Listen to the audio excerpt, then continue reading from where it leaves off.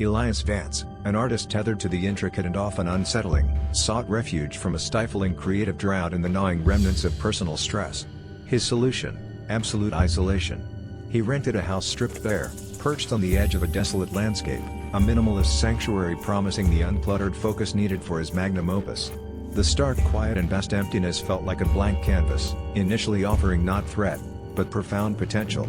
Here, amidst the profound stillness, he believed his vision would finally coalesce, unaware that the truest void lay not on his canvas, but in the unseen spaces gathering around him. Let's begin the story. Get comfortable and listen closely.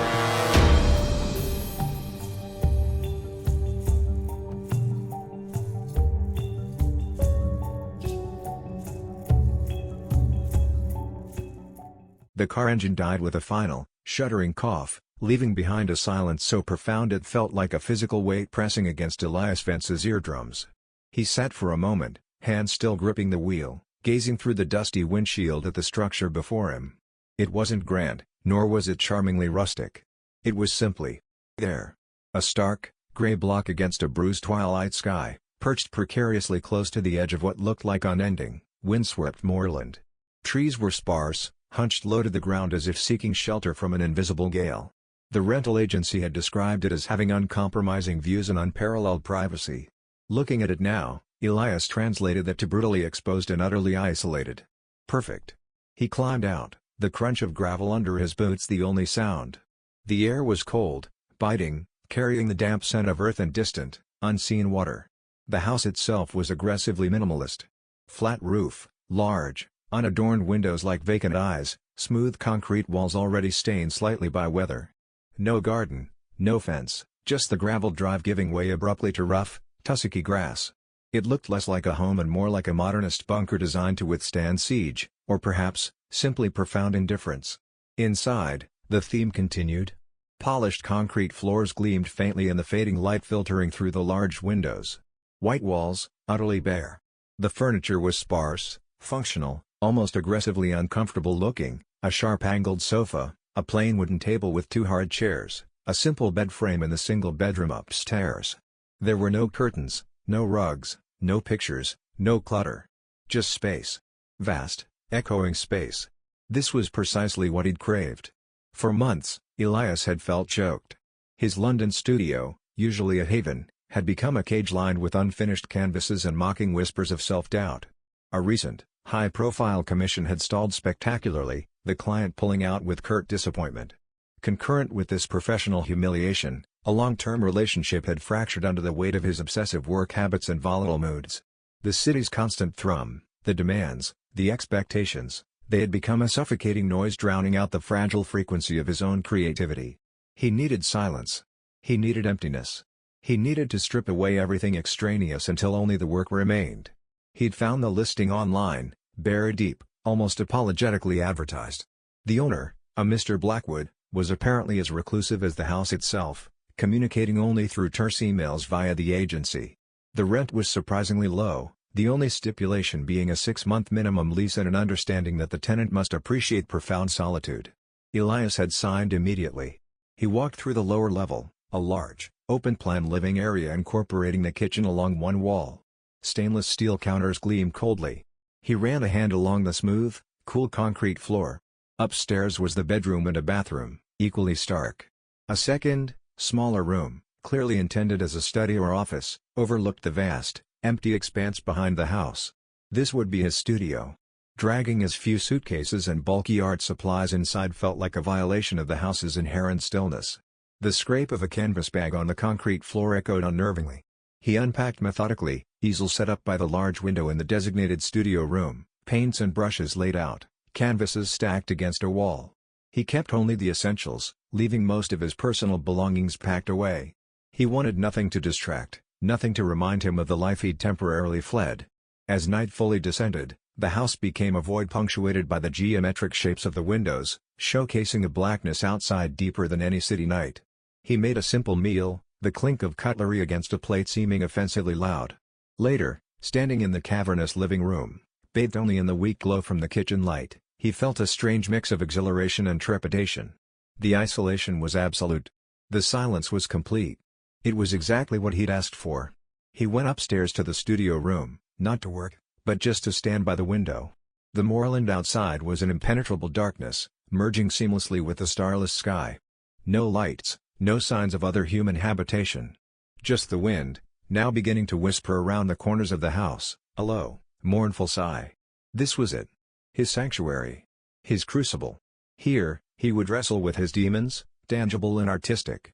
He would pour himself onto the canvas, unburdened by distraction. The emptiness of the house felt like a promise, a vacuum waiting to be filled by the sheer force of his creation. A sense of determined hope, fragile but real, settled over him. He took a deep breath, the cold, clean air filling his lungs. Tomorrow, the real work would begin. He ignored the faint, almost subconscious prickle of unease at the sheer scale of the silence, the way the empty spaces seemed to watch him, waiting. It was just the novelty, he told himself. The effect of radical change. He was finally free. Elias established a rigorous routine. Dawn broke gray and silent over the moors, finding him already awake, coffee brewed in the stark kitchen, the metallic scrape of the grinder momentarily jarring the quiet. He did quickly, standing by the window, watching the light slowly reveal the desolate beauty outside, undulating waves of brown and muted green under a vast, indifferent sky. Then, upstairs to the studio. He worked with ferocious intensity, driven by the backlog of frustration and the sheer, liberating emptiness of his surroundings. The initial hours of each day were pure, unadulterated focus. The broad strokes of his new piece, intended to be his magnum opus, a sprawling, complex landscape reflecting internal turmoil and eventual catharsis, began to take shape. The silence was his ally, allowing thoughts to flow uninterrupted, the subtle shifts of light across the moors his only companion. For the first few days, it was bliss. The perfect incubator. But the silence, initially a balm, began to acquire a different quality. It wasn't merely the absence of noise, it was a presence in itself. A heavy, expectant stillness that seemed to absorb sound rather than reflect it. Footsteps on the concrete floor didn't echo so much as get swallowed. The rustle of his own clothes felt amplified, intrusive. When he stopped painting to mix colors or clean a brush, the quiet rushed back in, dense and almost suffocating. It felt watchful. He started noticing small things, inconsistencies that snagged at the edge of his perception. A persistent cold draft near the bottom of the stairs, even when all windows were sealed tight against the moorland wind. He'd check the seals, run his hand along the frame, find nothing. Yet, walk past that spot, and the distinct chill would kiss his ankles. He blamed the house's construction, its stark materials, perhaps poor insulators in places. Shadows, too, seemed to behave oddly. In the sharp, minimalist lines of the house, shadows should have been crisp, predictable. But sometimes, glancing towards a corner in the large living area or the top of the stairwell, a shadow would seem deeper, darker than it should be, lingering a fraction of a second longer than the light dictated when he turned his head. When he looked directly, it was just a normal shadow, cast by the angle of the sun or the overhead light. He attributed it to eye strain, the long hours staring intently at the canvas. Artistic sensitivity, he reasoned, made one hyper-aware of light and shade. Then there was the hum. Faint, so faint it was almost subliminal. He'd first noticed it during a late-night work session, when the wind outside had died down completely. A low, resonant frequency, seemingly emanating from the walls themselves. Not the hum of electricity or plumbing. He checked the fuse box, ran the taps. This was different. Deeper. More structural. He pressed his ear against the cool plasterboard, straining to pinpoint it. It seemed everywhere and nowhere, a vibration felt more than heard. He decided it must be the house settling, or perhaps some resonance from the wind hitting the flat roof at a particular angle, even when it seemed calm. Perfectly normal for an isolated building exposed to the elements. Yet, these rationalizations felt thin, insufficient. They were small things, easily dismissed individually.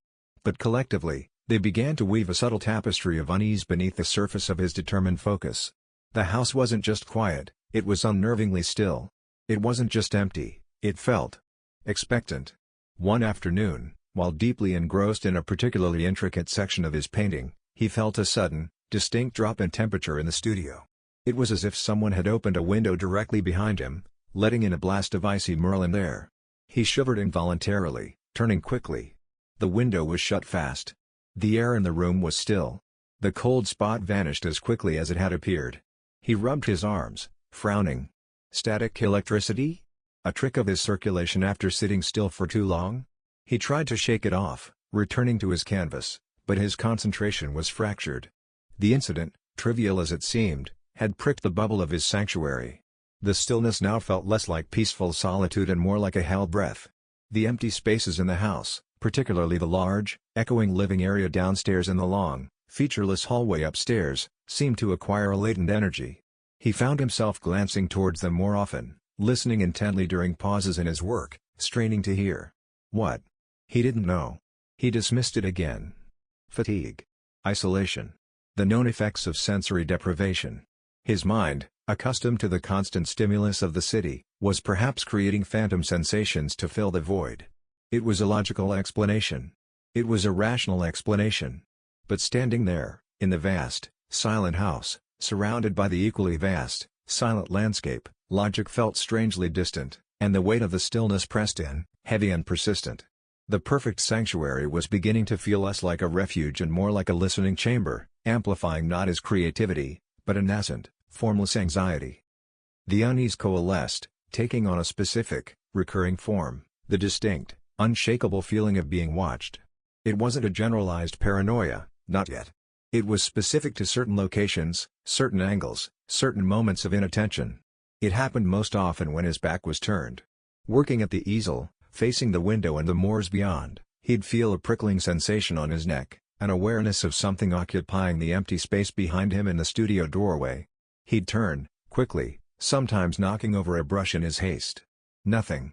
Just the empty hallway, the stark white wall opposite, the top of the stairs descending into the gloom below. The feeling would vanish the instant he looked. It also occurred in peripheral vision. Sitting downstairs in the evenings, trying to read or sketch preliminary ideas in a notebook, he'd become acutely aware of the empty corners of the vast living room. Not through sight, but through a sense of occupancy. As if something stood just beyond the edge of his direct line of sight, in the deep shadows where the minimalist lamp didn't quite reach. He'd let his eyes drift slowly towards the corner, heart thudding lightly against his ribs. Again, nothing. Just empty space, geometric angles, the play of light and shadow. But the feeling had been palpably real, a silent, motionless observer. Doorways became particularly potent zones. Standing in the kitchen, waiting for the kettle to boil, he'd feel it emanating from the threshold leading into the main living area.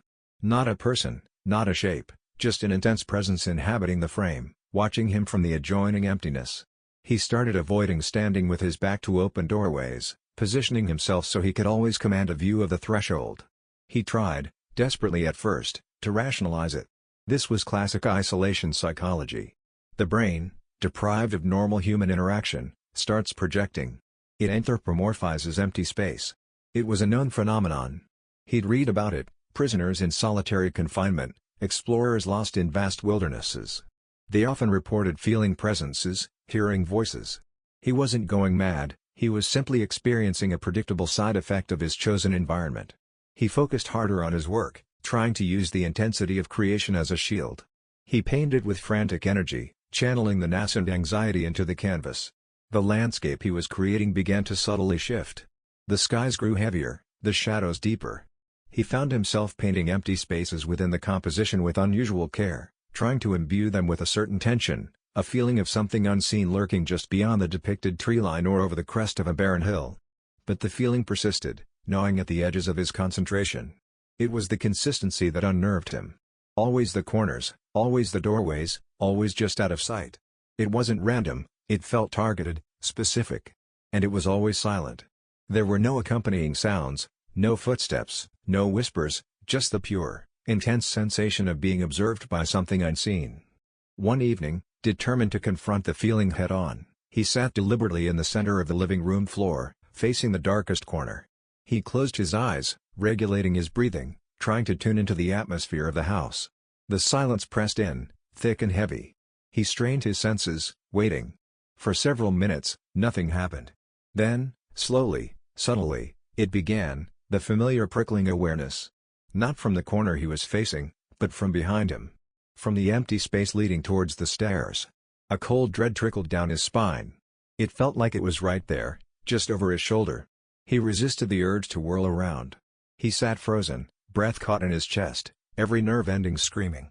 The feeling intensified, a palpable pressure, immense and silent. He couldn't bear it. He scrambled to his feet, Heart hammering, spinning around to face the stairwell. Empty. Utterly, profoundly empty. Just the concrete stairs ascending into darkness. The feeling instantly dissipated, leaving behind only the echo of fear and the thudding of his own pulse in the vast silence. He leaned against the wall, breathing heavily. Fatigue, he told himself, panting slightly. Stress. His mind was playing tricks on him, amplifying his own anxieties and projecting them onto the house. It had to be. The alternative, that there was genuinely something unseen sharing this stark isolation with him, something content to simply watch from the edges, was too disturbing to contemplate. But the rationalizations were wearing thin. The feeling wasn't just a vague unease anymore, it was specific, persistent, and deeply unsettling. It was beginning to feel less like a product of his isolation and more like the reason for it. As if the house itself, or something within it, thrived on this focused, solitary attention, feeding on the very stillness he had sought. The corners weren't just empty, they felt occupied by an invisible gaze, and the weight of that unseen attention was becoming increasingly hard to bear. The chime of an incoming video call felt like an alien intrusion, shattering the dense quiet Elias had become accustomed to.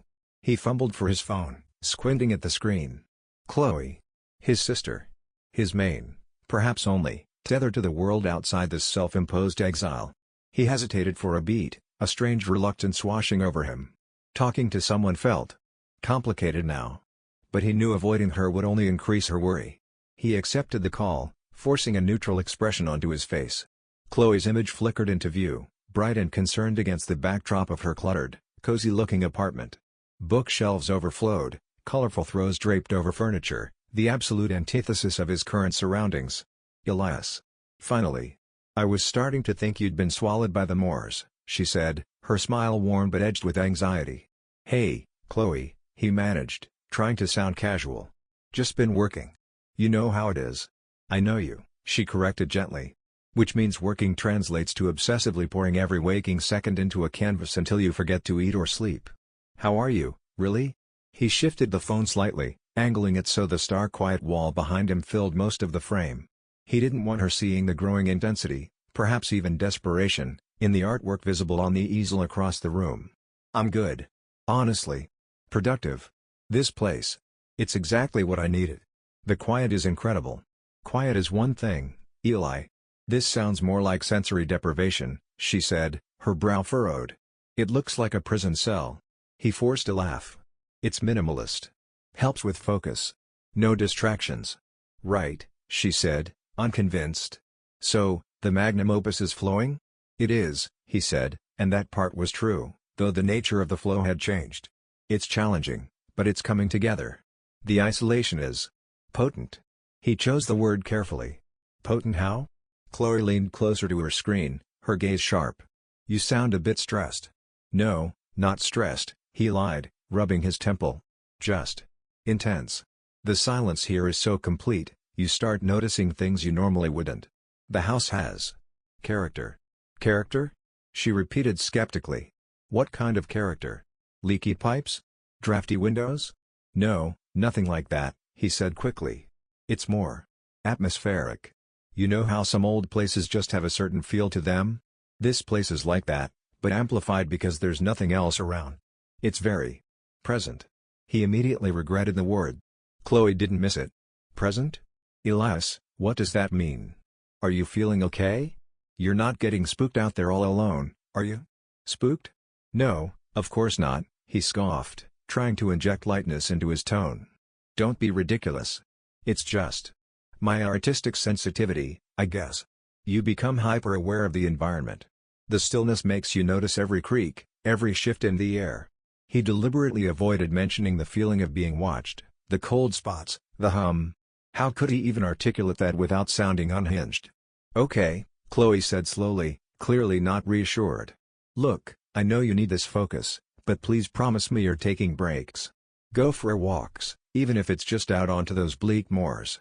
Get some fresh air that hasn't been sitting inside the concrete box. And eat properly. I promise, he lied again. He hadn't left the house in days, except to retrieve a sparse grocery delivery left at the end of the gravel drive. The outside world felt increasingly irrelevant, almost unreal, compared to the intense, contained reality within these four walls. And call me more often? Or text, even. Just so I know you haven't accidentally glued yourself to the easel." Her attempt at humor fell slightly flat, the worry in her eyes betraying her. "I will," he said, feeling a pang of guilt mixed with irritation. Her concern felt like an anchor trying to drag him back to a reality he was trying to escape, a reality that couldn't understand the subtle, disturbing nuances of his current experience. "I should get back to it while the light's good." "All right, Eli," she sighed. "Take care of yourself. Seriously. Don't let the isolation monster get you." "Isolation monster's got nothing on my creative demons," he quipped, forcing another smile. "Talk soon, Chloe." "Love you," she said, her expression still clouded with concern. "Love you too," he replied, ending the call quickly. The silence crashed back in, heavier than before. The conversation had unsettled him more than he cared to admit. Hearing Chloe's voice, seeing her familiar, grounded world, had thrown the strangeness of his own situation into sharp relief. He had deliberately downplayed his experiences, framing them as artistic temperament. But hearing himself say the words, he knew they were insufficient explanations for the persistent, gnawing feeling that he wasn't truly alone in the stark emptiness of the house. He had presented a facade of control, but beneath it, the unease was growing, twisting into something that felt less like sensitivity and more like a burgeoning fixation. The call hadn't grounded him, it had only highlighted how far adrift he was already becoming. The conversation with Chloe, intended perhaps by her to tether him, had the opposite effect. It crystallized his awareness of how difficult, how impossible, it was to articulate the subtle wrongness of the house to an outsider. It solidified a feeling of isolation not just from the world, but from understanding. And this, paradoxically, drew him further inward, focusing his attention not back onto his original artistic goals, but onto the phenomenon itself. The unseen presence. His rigorous work schedule began to fray. He still spent hours in the studio, but his focus was divided.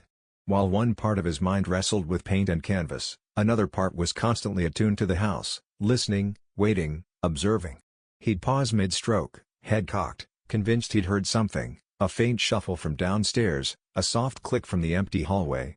He'd hold his breath, straining against the profound silence, only to hear nothing but the whisper of the wind or the thumping of his own heart.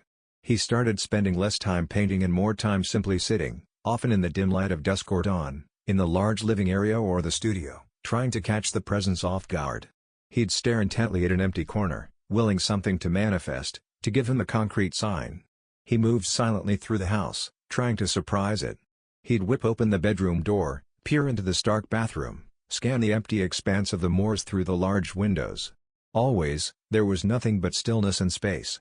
Yet, the feeling remained, a constant, low-level hum of awareness beneath his thoughts. It was no longer confined to specific moments or locations, it felt pervasive now, a quality of the air itself. The house didn't just feel watched, it felt inhabited by this invisible, silent observer. His magnum opus, the sprawling landscape, stalled. He couldn't connect with its original themes of catharsis and resolution anymore. His internal landscape was now dominated by this singular, consuming fixation. Instead, his art began to morph, reflecting his obsession. He started a new series of smaller, more intense studies. Sketches of empty doorways rendered with exaggerated perspective, making them look like gaping maws. Paintings focusing on corners where shadows seemed unnaturally deep, almost solid. He tried to capture the feeling, the tension in the void, the weight of unseen eyes. One piece became particularly consuming, a painting of the studio itself, but from an impossible viewpoint, seemingly observed from high in a corner near the ceiling, looking down at the empty easel and stoolie. He worked on it obsessively, trying to imbue the depicted empty space with the palpable sense of presence he felt. He used thin glazes of dark, almost subliminal color in the corners, trying to suggest something just beyond perception. He painted the shadows with a disquieting solidity. Looking at the finished piece gave him a jolt of unease, it felt unnervingly accurate to his subjective experience. It felt like the presents have collaborated.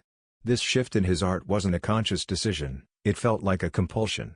The need to understand, to define, perhaps even to capture the unseen presence was overriding his original artistic intentions. The magnum opus lay gathering dust, a monument to a clarity he no longer possessed. His current work was fragmented, intense, circling the same drain of watchful emptiness. He began talking to himself, muttering observations and questions into the silence. "Where are you? What do you want? Just show yourself." The sound of his own voice felt thin and absurd in the heavy quiet. He started leaving doors slightly ajar, hoping to glimpse something in the crack as he walked past. He'd leave a glass of water on the table overnight, checking in the morning for any sign of disturbance, a ripple, a change in level, finding none. The rational part of his mind, weakened but not yet extinguished, screamed that this was madness.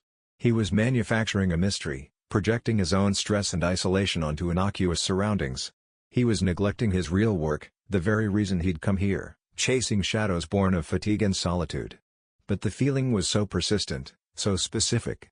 And the subtle anomalies, the drafts, the hum, the cold spots, seemed to corroborate it, providing just enough quasi-evidence to keep the rational explanation at bay. The obsession wasn't just interfering with his work, it was becoming the work itself. It had taken root deep within him, drawing nourishment from the silence and the solitude, twisting his purpose from creation to investigation, from artistic expression to a desperate, consuming need to confront the intangible. The sanctuary had become a laboratory, and he was both the scientist and the increasingly erratic subject. The silence, once merely heavy, now seemed deliberately deceptive. It wasn't truly empty, it was layered with sounds so faint, so ambiguous, they hovered perpetually on the edge of perception, fueling Elias's growing paranoia. These weren't loud noises, nothing definitive or easily explained. They were subtle, fleeting, and always deniable.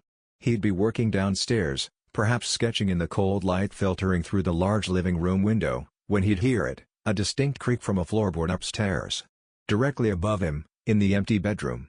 He'd freeze, straining to hear more. Silence. Just the low moan of the wind outside. He'd tell himself it was the house settling, changes in temperature causing the wood to contract or expand. Perfectly normal. But the sound had seemed so specific, so localized. Like a footstep.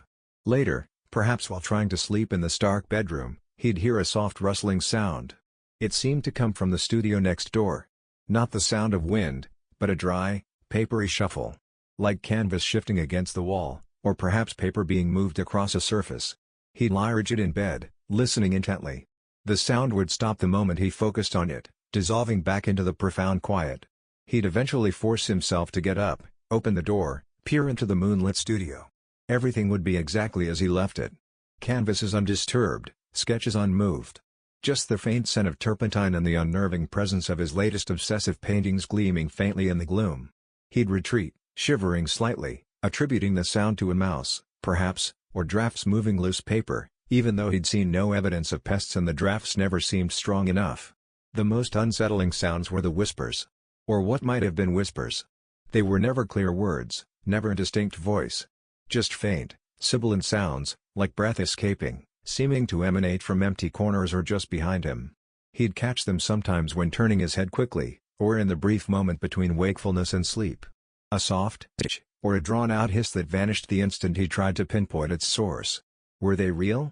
Or was it tinnitus, brought on by stress and the oppressive silence?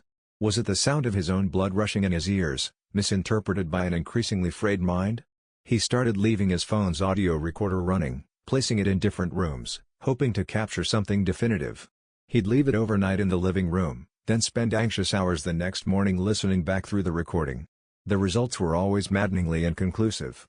Hours of near-perfect silence, punctuated only by the distant wind, the occasional creak he knew was just the house, and the low-level background hiss of the recording itself.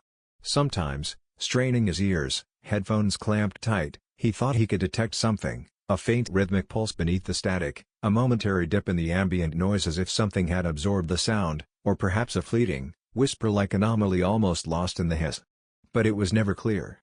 It was always interpretable as interference, digital artifacting, or simply his own desperate imagination imposing patterns onto random noise.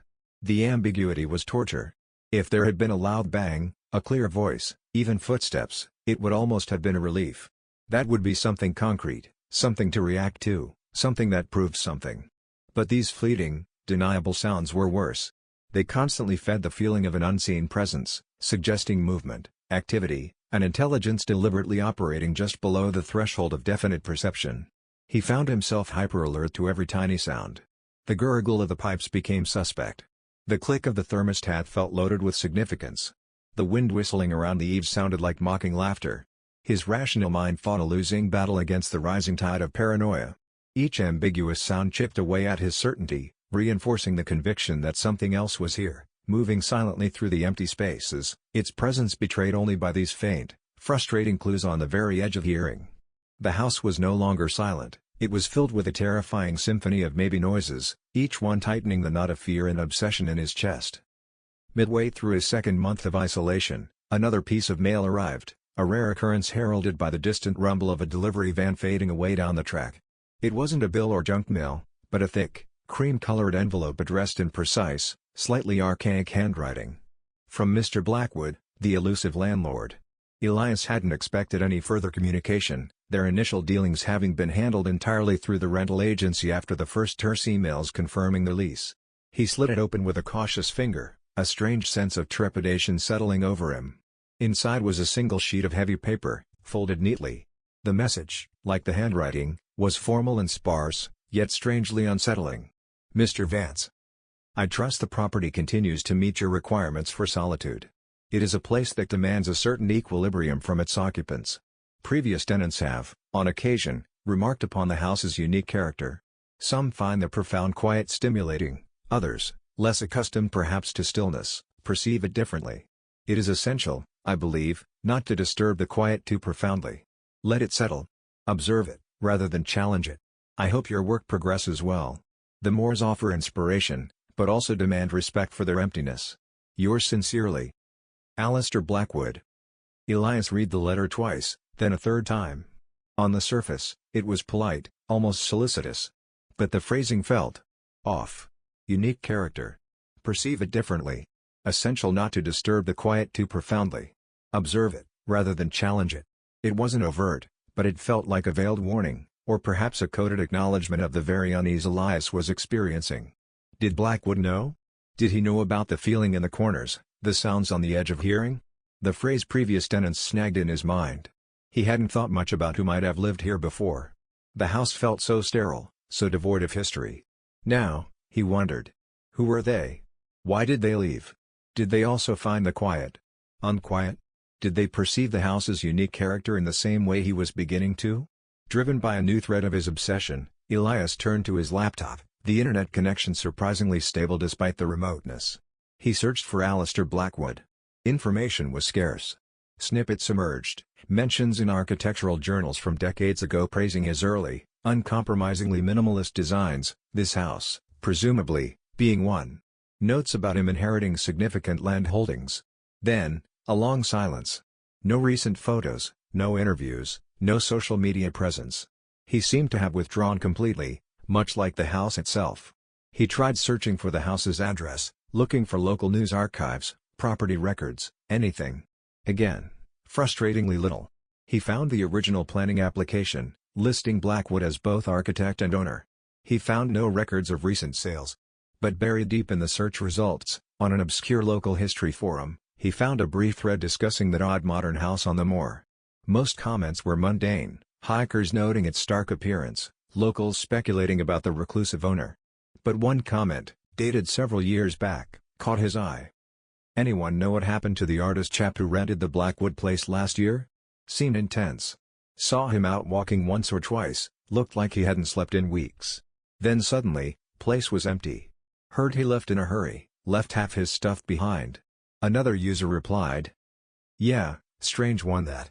Rental agency was very tight-lipped. Always gives me the creeps that house. Too quiet up there. Elias felt a chill that had nothing to do with the draft near the stairs. An artist. Intense. Looked like he hadn't slept. Left in a hurry. Left things behind. It was circumstantial, vague, forum gossip, but it resonated uncomfortably with his own escalating experience. Was he following a pattern? Was the house itself, or Blackwood's passive influence, somehow responsible? The letter, combined with the fragmented online clues, didn't provide answers, but it deepened the mystery exponentially. Blackwood's words, intended perhaps as eccentric advice, now seemed sinister. His absence, his reclusiveness, no longer felt benign, it felt watchful, manipulative. The landlord wasn't just absent, his shadow loomed over the property, woven into its very fabric. Blackwood's letter, with its talk of equilibrium and observing the quiet, echoed Elias's own attempts to understand the presence. Was Blackwood suggesting a way to coexist with it? Or was he subtly mocking the inevitable descent into obsession that the house seemed to encourage? The sparse communication, the hints of previous troubled occupants, the landlord's strange detachment, It all coalesced into a disturbing narrative. Elias wasn't just battling his own mind or an ambiguous presence, he felt caught in a pre-existing story, a cycle perpetuated by the house and its eccentric, unseen owner. The knowledge didn't lessen his obsession, it validated it, twisted it, made it feel less like delusion and more like a dangerous, inevitable inheritance. The landlord's shadow added another layer to the unseen, a human element of potential malice or strange design behind the house's unsettling character. The shift was subtle at first, then undeniable. The unseen presence, once content to observe from the periphery, began to encroach. The feeling was no longer confined to corners and doorways, it felt immediate, personal, intimately close. The cold spots became more frequent, more intense, and startlingly localized. He'd be standing at the kitchen counter, and a patch of air right beside his arm would turn icy cold, raising goosebumps despite the ambient room temperature. He'd step into the chill, trying to define its edges, only for it to dissipate instantly, leaving the air still and neutral once more. It happened in the studio, by his easel, a sudden drop in temperature beside his head. It happened in the bathroom, a frigid zone appearing momentarily beside the sink while he brushed his teeth. Then came the sensation of breath. It was faint, almost imperceptible, but utterly chilling. Standing at the top of the stairs, gazing down into the dim light of the lower level, he felt it, a cool whisper of air against the back of his neck, timed exactly like an exhale. He spun around, heart leaping into his throat. Nothing. Just the empty landing, the closed door to the bedroom. He touched his neck, the skin prickling. It hadn't felt like a draft. Drafts were directionless, variable. This had felt focused, intentional. Walking down the upstairs hallway, a narrow, featureless corridor connecting the bedroom, bathroom, and studio, became an exercise in nerve control. Several times, he felt something brush lightly against his arm or his back, like a trailing sleeve or a disembodied touch. He'd flinch, instinctively swatting at the air, finding only emptiness. The concrete floor was bare, the walls smooth. There was nothing there to brush against him. Yet the sensation was distinct, physical. Sleep became increasingly difficult. When he did manage to drift off, exhausted by the constant low-level anxiety, his dreams were invaded. He dreamt of eyes watching him from the darkness just beyond the window, unseen but felt.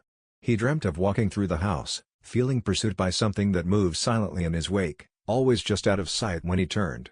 He dreamt of suffocating stillness, of being trapped inside the heavy silence. He'd wake up abruptly, heart pounding, drenched in sweat, the feeling of being watched lingering powerfully in the dark room. He started sleeping with the light on in the hallway, a futile gesture against an enemy that wasn't deterred by light. The rationalizations grew weaker, more desperate. The cold spots? Micro-drafts he couldn't locate. The feeling of breath. Air currents caused by his own movement. The brushing sensation? Static electricity, or his clothes catching on themselves. The nightmares? Simple stress manifesting in his subconscious. But the visceral reality of the sensations was becoming harder to deny. The fear was no longer just an intellectual unease about ambiguity, it was becoming physical, immediate. The presence, whatever it was, didn't just feel there anymore, it felt near. It felt like it was testing boundaries, closing the distance, moving from passive observation to subtle, unnerving interaction. He found himself performing small, almost unconscious rituals of protection. Tapping door frames before entering a room. Avoiding stepping on certain parts of the floor where the cold spots seemed most frequent. Always ensuring his back was to a solid wall when sitting or standing still for any length of time. These actions felt foolish, superstitious, yet provided a sliver of perceived control in a situation rapidly spiraling beyond it. One evening, sitting hunched over his sketchbook in the living room, trying to capture the feeling of encroaching dread, he heard a faint sound from the kitchen area. A single, soft clank. Like ceramic gently touching ceramic. He froze. Had he left a cup near the edge of the counter? He listened, every nerve on high alert. Silence. He forced himself to stand, walk slowly towards the kitchen. Everything looked normal. Sink empty, counters clear, except for the mug he'd used earlier, sitting solidly in the middle of the draining board where he'd left it. Nothing seemed out of place. But the sound had been so clear. He backed away slowly, his eyes scanning the empty spaces, the dark corners, the doorway leading to the stairs. The house felt charged, expectant. The presence wasn't just watching anymore. It felt like it was moving, interacting with the physical world in tiny, almost deniable ways, ways designed to maximize psychological impact rather than provide concrete proof. It felt closer than ever, an invisible intimacy that was profoundly terrifying. The sanctuary had shrunk, the buffer zone dissolved. The unseen was no longer just in the corners, it felt like it was breathing down his neck. The escalating intimacy of the presence, coupled with the maddening lack of concrete evidence, pushed Elias towards a new, desperate phase of his obsession: documentation. If he couldn't see it, maybe technology could. If he couldn't prove it to himself, maybe he could capture something, anything, that would validate the terrifying reality he felt closing in around him. The need for proof became almost as consuming as the presence itself. He started with the audio recorders again, but with more strategic placement. One in the studio, one on the landing upstairs, one in the main living area, set to record continuously. He bought extra memory cards, swapping them out daily, spending hours hunched over his laptop, headphones clamped on, meticulously analyzing the waveforms, amplifying sections of near silence, filtering out the background hum. He became an expert in the subtle audio landscape of the house: the groan of the pipes, the specific creak of the third stair tread, the sighing cadence of the wind against the north-facing window. He listened for anomalies, for anything that fell outside this established baseline. He found nothing definitive. Occasional spikes he couldn't immediately account for, moments where the ambient noise seemed to dip unnaturally, fleeting sibilant artifacts that could be whispers or just static, but nothing that would convince anyone else, nothing that even fully convinced the dwindling rational part of his own mind. The recorders captured only silence, stillness, and the maddening ambiguity that fueled his fear. Next, he turned to photography. Armed with his phone and a digital camera, he began compulsively photographing the empty spaces where the presence felt strongest. The corners of the rooms, the doorways, the stairwell, the hallway. He took pictures at different times of day, in different lighting conditions. He experimented with long exposures in near darkness, hoping to capture movement or light trails. He filled memory cards with hundreds of images of stark, empty rooms. Reviewing the photos was another exercise in frustration. Most showed exactly what he saw with his own eyes: empty space, minimalist furniture, the play of light and shadow. Occasionally, however, reviewing them late at night, his eyes strained and his mind frayed. He thought he could see something. A faint, orb-like anomaly in the corner of one shot, probably lens flare or a dust mote. An unusual deepening of a shadow in another, likely just a trick of the light he hadn't noticed at the time. A slight blurring near a doorway in a long exposure, almost certainly caused by camera shake during the shot. He'd zoom in, enhance the contrast, stare intently, desperately willing the ambiguous shapes and light variations to resolve into something concrete. But they never did. The photographic evidence was as elusive and deniable as the sounds. It offered tantalizing hints, potential interpretations, but zero proof. He redoubled his journaling efforts. He bought several new notebooks, filling them with frantic, detailed accounts of his daily experiences. He recorded the exact time and location of every perceived cold spot, every faint sound, every instance of feeling watched or touched. He described the intensity of the feelings, his emotional reactions, his failed attempts at rationalization. He sketched the layout of the house, marking the hot spots of activity. He documented his dreams, the subtle shifts in his artwork, the content of Blackwood's unsettling letter, the fragments he'd found online about the previous tenant. The journals became thick volumes of escalating paranoia. His handwriting, initially neat and controlled, grew more erratic, slanting across the page, interspersed with frantic underlining and exclamation points. Rereading earlier entries felt like looking back at a different person, someone still grappling with unease, still attempting logical explanations. Now, the entries were filled with certainty, with desperate conviction. The presence was real. It was intelligent. It was elusive. It was toying with him. But the documentation, meant to provide clarity and validation, only served to deepen his isolation and frustration. The audio recorders captured silence. The photographs showed emptiness. The journals chronicled a subjective experience that felt increasingly detached from verifiable reality. The harder he tried to grasp the presence, to pin it down with evidence, the more effectively it seemed to slip through his fingers, leaving him alone with his obsessive recordings, ambiguous images, and frantic words. The lack of proof didn't make him question his sanity. Paradoxically, it strengthened his conviction. The presence wasn't just unseen, it was deliberately, intelligently, hiding from his attempts to expose it. This perceived elusiveness became, in his mind, the ultimate proof of its sinister reality. Weeks had passed since their last call, weeks in which Elias had sunk deeper into the mire of his obsession.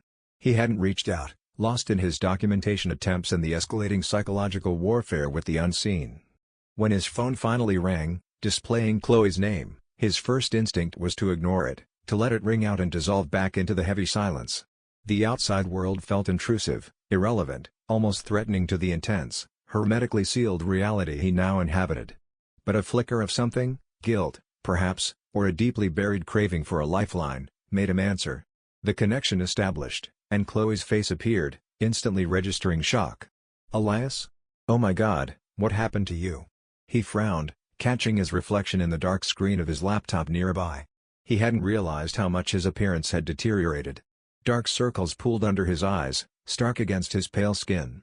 His hair was unkempt, longer, wilder. He hadn't shaved in days, maybe weeks. He looked haunted, gone. "Nothing," he said, his voice raspy from disuse. "I'm fine. Just working hard." "Working hard? Eli, you look like you haven't slept in a month." Her voice was sharp with alarm. "Are you eating? What's going on up there?" "I told you, I'm working," he repeated, irritation flaring. Why couldn't she understand? "It's intense here. The focus." "Focus? Or something else?" Chloe interrupted, her gaze scanning the background visible behind him, the stark wall, the corner of a disturbing, void-like painting on the easel. "You look terrified, Elias. Talk to me. What's really happening?" He hesitated. The urge to confide, to pour out the fear and paranoia, warred with the certainty that she couldn't, understand. But the pressure was immense. "It's the house, Chloe," he began, his voice low and urgent. "It's not just quiet. It's active." "Active? What do you mean, active?" "The presence," he whispered, leaning closer to the phone, as if sharing a dangerous secret. "It's still here. Closer now. It touches things. It makes sounds. Just noises you can't quite catch. Cold spots appear right next to you. Sometimes I feel it breathing." Chloe stared at him, her expression shifting from concern to disbelief, then to genuine fear for him. "Elias, listen to yourself. Breathing? Touching things? That sounds." "I know how it sounds," he snapped, defensiveness rising hot and fast. "You think I'm crazy? You think I wanted this? I came here to work, Chloe. But it's real. It's here with me. It watches everything I do. It leaves signs. Subtle things. It's trying to communicate, or maybe just drive me mad. I don't know which."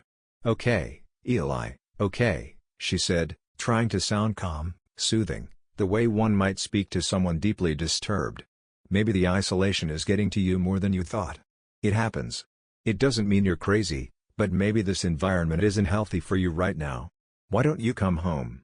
Or let me come up there? We can pack you up, get you out of there." Leave? The idea sounded absurd, impossible. Leaving felt like surrender, like letting it win. And where would he go? Back to the noisy, distracting world that didn't understand? Back to the emptiness of his failed life before? "No. I can't leave. Don't you understand? I have to figure this out. I have to confront it. Or document it. I have recorders running, photos. It's elusive, but it's real." His voice had risen, becoming strained and frantic. He saw the pity and alarm warring in Chloe's eyes. She didn't believe him. She thought he was having a breakdown. "Elias," she said, her voice trembling slightly now. "This isn't healthy. This isn't just artistic sensitivity. You sound paranoid. Please, let me help. I can call the rental agency, tell them there's an issue with the house. I can call someone local to check on you." "No," he shouted, recoiling as if struck. "Don't you dare. Don't you dare involve anyone else. They won't understand. They'll think I'm insane. You think I'm insane, don't you? I think you're under immense stress in an isolating environment and you need help, Elias." Chloe pleaded, tears welling in her eyes now. "This thing you're describing. It's not real. It's happening in your head." Her words struck him like a physical blow. "It's not real." The ultimate dismissal. The ultimate betrayal. She was siding with the rational world, the world that couldn't perceive the subtle horror he was living. She was abandoning him to it. "You don't understand," he said, his voice dropping to a cold, flat tone. The frantic energy drained away, replaced by a hollow certainty of his utter isolation. "You can't understand. Nobody can. Eli, please." He didn't let her finish. With a shaking hand, he ended the call, plunging the room back into profound silence. The phone screen went dark, severing his last significant link to the outside world, to shared reality. He stared at the blank screen, his chest tight with a mixture of anger, fear, and a strange, terrifying sense of validation. Chloe's disbelief, her fear for him rather than with him, only confirmed his isolation. It proved that he was alone with this thing, that only he could perceive it, only he could confront it. The call, intended as an intervention, had achieved the opposite. It had severed the final tether, leaving him adrift in the vast, silent house, alone with his obsession and the unseen presence that now felt more real, more present, than anyone in the outside world. The disastrous call with Chloe marked a definitive turning point. Any lingering pretense of working on his original magnum opus evaporated completely. The large canvas depicting the moorland landscape, once intended as a journey towards catharsis, now stood neglected in a corner of the studio, covered by a dusty sheet, a relic from a previous, more rational existence. His creative energy, feverish and erratic, now poured entirely into capturing the unseen, into giving form to the formless dread that permeated the house and his mind. His art became a direct conduit for his obsession.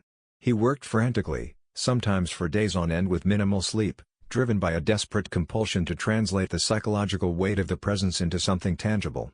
The neat organization of his supplies dissolved into chaos, tubes of paint uncapped, brushes stiffening with dried pigment, turpentine fumes hanging heavy in the air. The style shifted dramatically.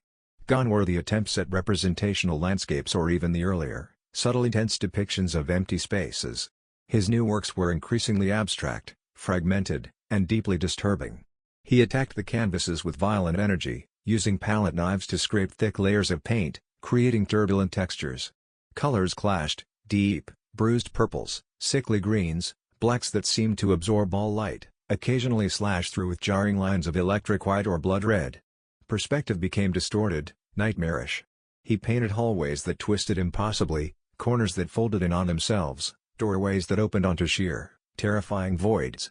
He incorporated negative space not as emptiness, but as an active, aggressive force, charging the blank areas of the canvas with a palpable sense of unseen energy. Looking at these pieces felt like peering into a fractured, paranoid reality.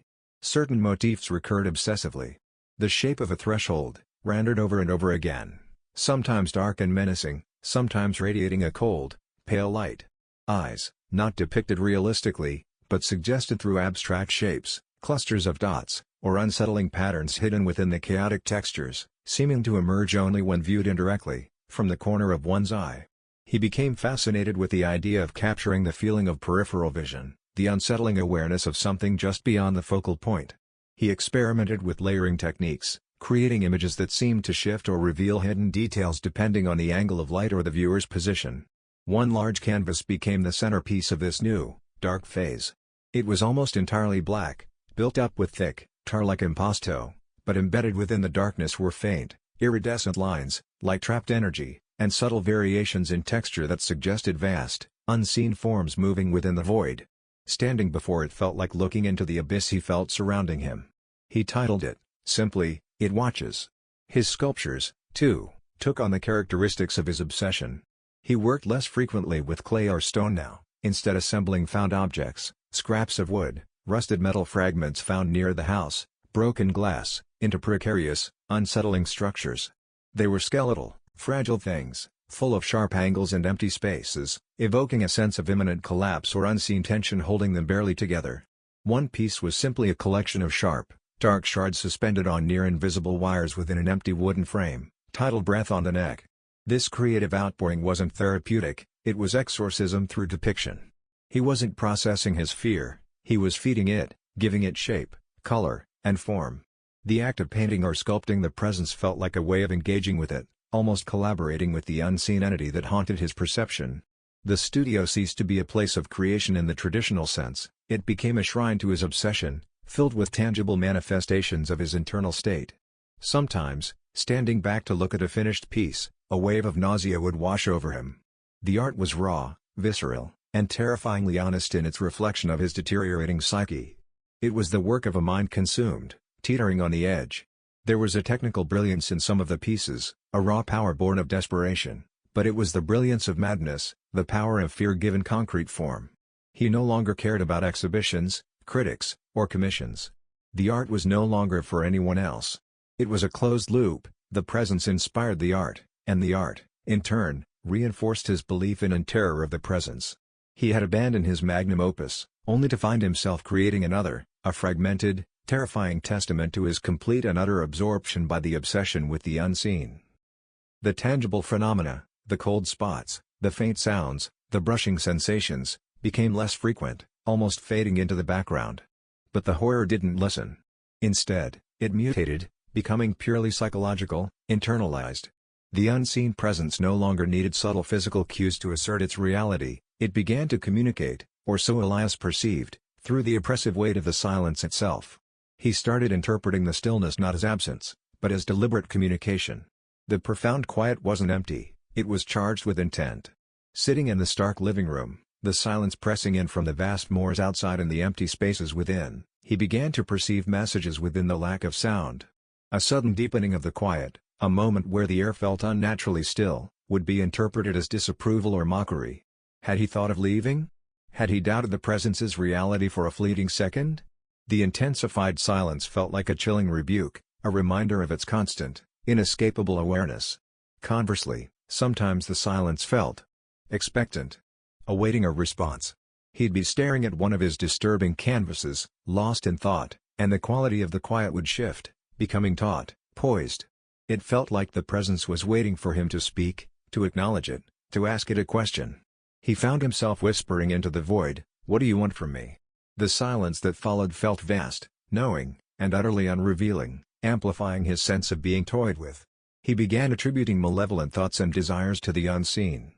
The way the shadows stretched across the floor as the sun set wasn't just a natural occurrence, it was the presence asserting its dominance, slowly consuming the light. A floorboard creaking overhead wasn't the house settling, it was the presence pacing, considering its next move. The persistent hum in the walls, when he noticed it, felt like a low, menacing growl, a constant undercurrent of threat. This phase was perhaps the most terrifying. There was no external validation whatsoever. No ambiguous sounds to analyze, no cold spots to measure, no photographic anomalies to scrutinize.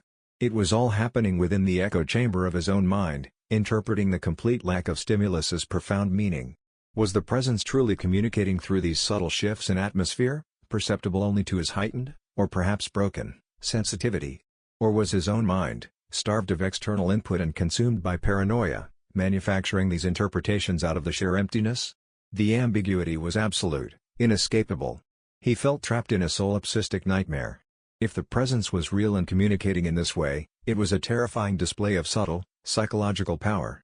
If it wasn't real, then his own mind had become the monster, twisting silence into threats, emptiness into malevolent intent. He oscillated wildly between these two possibilities, both equally horrifying. He spent hours sitting motionless, trying to listen to the silence, to decipher its supposed messages. He neglected basic needs, eating sporadically, forgetting to shower, letting the already sparse house fall into disarray around him. His reality contracted entirely to this internal dialogue, this one-sided conversation with the void. He started to believe the presence had specific intentions for him. Perhaps it wanted him to complete his obsessive artwork, to become its ultimate chronicler. Perhaps it was testing his sanity, pushing him towards a breaking point for its own inscrutable amusement. Perhaps it wanted him to stay, to become another permanent fixture in the house's history, another testament to its unique character, like the artist who fled or Mr. Blackwood in his reclusive existence. The lack of any tangible interaction made the perceived communication more potent, more insidious. It bypassed his physical senses and burrowed directly into his psyche. The silence wasn't just heavy anymore, it felt intelligent, manipulative, contemptuous. It mocked his attempts at documentation, his frantic artwork, his dwindling connection to the outside world. It seemed to be saying, without uttering a sound, "You cannot capture me. You cannot understand me. But I am here. And you are mine." The psychological pressure became immense. Trapped in the silent house, with only the perceived intentions of the unseen presence for company, Elias felt his grip on objective reality slipping away entirely. The unseen no longer needed to brush past him or whisper on the edge of hearing. It spoke directly to his fear, using the profound stillness of the house as its terrifying, inescapable voice. The perceived communication through silence, the feeling of being constantly evaluated and manipulated by the unseen presence, tipped Elias's paranoia into a state of active defense. He became convinced that the entity wasn't just watching or testing him, it was actively hostile, seeking to breach not just his psychological defenses, but his physical space, his very sanity. The threat felt imminent, pervasive, even though it remained entirely intangible.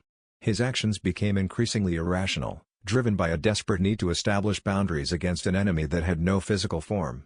He started by focusing on the windows. The large, bare panes that looked out onto the desolate moors now felt like vulnerabilities, gaping eyes through which the presence could intensify its gaze, or perhaps, eventually, enter.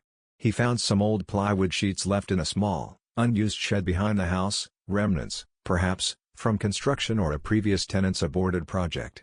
With frantic energy, he dragged them inside and began boarding up the largest windows, particularly those in the living area and his bedroom that faced the vast emptiness. He worked with clumsy haste, hammering nails unevenly, the loud bangs echoing shockingly in the otherwise silent house. It was a futile gesture. The presence wasn't outside trying to get in, it was already inside, woven into the fabric of the place. Yet, the physical act of creating a barrier, however symbolic, provided a temporary, desperate illusion of control. He left only the studio window uncovered, needing the light to continue his obsessive work, but even that felt like a compromise, a necessary vulnerability. Next, he turned his attention to the interior doors. Rooms he wasn't actively using, the spare bedroom downstairs, which he'd never even entered, the main bathroom when he wasn't in it, were kept strictly locked. He wedged chairs under the handles of the doors to his bedroom and studio at night, even though no physical force had ever been exerted against them. The locks and wedges weren't meant to keep out a physical intruder, but to contain the feeling, to somehow compartmentalize the presence, preventing it from flowing freely through the house. He began creating symbolic barriers. He took to sprinkling lines of salt across thresholds, an old superstition dredged up from some forgotten corner of his memory. He rearranged the sparse furniture in the living room, pushing the sofa and table into a tight, defensive cluster in the center, facing outwards, leaving vast, empty buffer zones near the walls and corners where the presence felt strongest. He felt like a primitive man drawing protective circles against spirits, his actions driven by primal fear rather than logic. His appearance deteriorated further. He rarely changed clothes, his movements becoming furtive, jumpy. He ate standing up in the kitchen, constantly scanning the doorways, reluctant to sit down, to feel vulnerable. He muttered constantly, warnings, accusations, pleas directed at the empty air. Stay back. Leave me alone. I know you're there. Don't come any closer. To an outside observer, his behavior would have appeared utterly unhinged. He was barricading himself against nothing visible, locking doors against an intangible feeling, whispering threats to empty rooms. The stark, minimalist house became a bizarre reflection of his mental state, empty spaces punctuated by irrational defenses, silence broken by the sounds of hammering or muttered paranoia. He knew, on some level, the futility of his actions. The presence wasn't bound by doors or windows or lines of salt. It was in the air, in the silence, in him. But the act of building barricades, however meaningless against an unseen enemy, was the only action he felt capable of taking. It was a physical manifestation of his internal struggle, a desperate attempt to impose order onto the terrifying chaos of his perceptions. He stopped trying to document the presence. The recorders lay silent, the camera unused. His journals filled only with repetitive expressions of fear and fragmented descriptions of his defensive measures. His focus narrowed entirely to survival, to maintaining the fragile perimeter he had erected against the crushing weight of the unseen. The paranoia had reached its zenith. He was trapped, not just within the isolated house, but within the collapsing architecture of his own mind, building walls against an enemy that resided within the very structure he was trying to defend. The barricades weren't keeping the presence out, they were locking him inside with it. The barricades brought no peace. The locks, the boarded windows, the lines of salt, they were flimsy ramparts against the pervasive, internal siege. The feeling of the unseen presence remained, intensified perhaps by the claustrophobia of his self-imposed fortifications. It pressed against his symbolic walls, mocked his futile defenses from within the silence. The tension became unbearable, a psychological knot pulled so tight it had to snap. Elias reached his breaking point. He needed a confrontation. Not a physical fight, there was nothing to strike, nothing to grapple with. This had to be a confrontation on the presence's own terms, within the realm of the unseen, the psychological. He decided, with the clarity that sometimes accompanies utter desperation, to meet it head-on in the space where its influence felt strongest, the large, echoing emptiness of the main living area, now starkly delineated by his defensive furniture cluster. He waited until dusk, the time when the shadows grew long and the distinction between inside and outside blurred. The wind moaned low across the moors, a desolate soundtrack. He walked slowly to the center of the room, the concrete cold beneath his bare feet. He didn't sit. He stood, motionless, arms limp at his sides, trying to make himself utterly receptive, vulnerable. He closed his eyes, shutting out the sight of his pathetic barricades, the disturbing artwork glimpsed through the studio doorway upstairs. He focused on the silence, not trying to interpret it this time, but simply to feel it, to feel the presence within it. He regulated his breathing, slow and deep, trying to quell the frantic hammering of his heart. For a long time, there was nothing but the familiar, heavy quiet and the low thrum of his own anxiety. Then, gradually, inevitably, it began. The prickling sensation on his skin. The feeling of being minutely observed from all directions. The subtle drop in temperature around him. The almost inaudible whisper on the edge of hearing. It coalesced, intensified, pressing in on him, a palpable weight of unseen attention. He didn't flinch. He didn't open his eyes. He stood his ground, letting the feeling wash over him, saturate him. It felt vast, ancient, indifferent, yet intimately focused on him. Was it the house? Was it Blackwood's lingering influence? Was it a projection of his own fractured psyche? In that moment, the source ceased to matter. Only the overwhelming reality of the feeling mattered. "What are you?" he finally whispered, the words feeling loud and clumsy in the charged stillness. "What do you want?" The silence that answered felt absolute, profound. No interpretation, no perceived mockery. Just void. An emptiness so complete it seemed to negate his very question, his very existence. Frustration surged, hot and acidic. He had offered himself up, opened himself to this confrontation, and received nothing but negation. Anger followed, eclipsing the fear for a moment. Anger at the elusiveness, the silence, the psychological torment. His eyes snapped open. He glared wildly around the empty room, at the boarded windows, the locked doors, the deep shadows pooling in the corners. "Answer me!" he screamed, his voice cracking, echoing unnervingly in the space. "Stop hiding. Show yourself. Or tell me what you want. Do you want me to leave? Do you want me to stay? Do you want me to finish this?" He gestured frantically towards the studio upstairs, towards the obsessive, disturbing artwork that chronicled his descent. Was that it? Was the art the key? A tribute, a channel, a sacrifice? In a paroxysm of rage and terror, he bolted up the stairs, stumbling into the studio. The canvases stared back at him, reflections of his own madness. It watches. Breath on the neck. The distorted perspectives, the watchful voids. He grabbed the nearest canvas, the impossible view of the studio from the ceiling corner, and hurled it against the wall. The frame splintered. "Is this what you want?" he roared at the empty air, grabbing another painting, one depicting a doorway yawning into blackness. He ripped the canvas from its stretchers with trembling hands. He overturned his easel, sending paints and brushes scattering across the concrete floor. He kicked over a sculpture, the fragile assemblage of found objects shattering into pieces. He raged through the studio, a whirlwind of destruction, screaming accusations and demands into the silence. He tore, broke, and defiled the very art that had become the manifestation of his obsession. It was a desperate, cathartic, terrifying act, destroying the evidence, destroying the tribute, destroying a part of himself. Finally, exhausted, gasping for breath, he collapsed onto the floor amidst the wreckage of his own creation. Sweat dripped from his brow, mingling with tears of rage, fear, and utter despair. The silence rushed back in, immense, unbroken by his outburst. The confrontation hadn't yielded answers. It hadn't banished the presence. It had simply happened. A violent, internal implosion. A psychological breaking point reached and surpassed. He lay there, amidst the ruins of his art and his sanity, feeling utterly hollowed out. The battle hadn't been against an external entity, he realized with a chilling clarity that felt like the stillness after a storm. The battle had been against the overwhelming weight of the unseen his own mind had either detected or created. And in that confrontation, something within him had irrevocably broken. The aftermath of the confrontation was not clarity, but a profound, unsettling quietude within Elias himself. The frantic energy, the paranoia, the desperate need to document or defend, it all seemed to have burned away, leaving behind a strange, numb calm. He moved through the house slowly, deliberately, stepping around the wreckage in his studio without seeming to truly see it. The barricades remained, but he no longer checked the locks or sprinkled salt. The presence, the overwhelming feeling of being watched, hadn't vanished entirely, but it no longer felt hostile or demanding. It simply was. A constant, low-level hum beneath the surface of reality, like tinnitus of the soul. He spent hours sitting in the center of the living room, Not meditating, not confronting, just sitting. Staring blankly at the boarded-up windows, lost in a state that seemed to hover somewhere between catatonia and a strange, bleak acceptance. He ate little, slept sporadically, his movements minimal.